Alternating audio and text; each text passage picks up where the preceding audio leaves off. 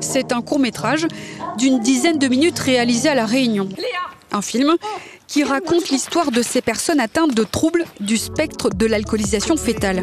Un scénario inspiré d'histoires vraies.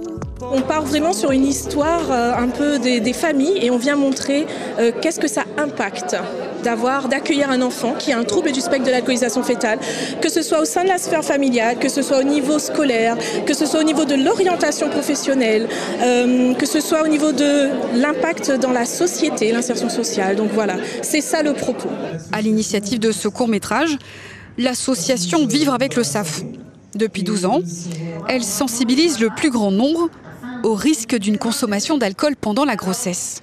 Pour nous, il est capital, il est important que le public soit informé et sensibilisé parce que connaître et comprendre les troubles du spectre de l'alcoolisation fœtale, c'est déjà aider. À La Réunion, aujourd'hui, ce sont 15 000 personnes et donc autant de familles qui sont touchées par ces handicaps visibles ou non. On a un tableau clinique qui peut être complet, c'est-à-dire on va avoir un visage particulier avec une lèvre fine, un philtrum allongé et des petits yeux, avec des malformations et bien sûr une atteinte neurologique au niveau du cerveau.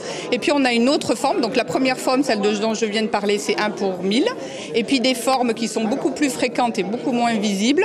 Il n'y a pas d'anomalie au niveau de la face, mais malheureusement le cerveau est touché. À la veille de la journée internationale de prévention du trouble du spectre de l'alcoolisation fœtale, ce court-métrage qui sera largement diffusé sur les réseaux sociaux est un moyen supplémentaire de faire de la prévention.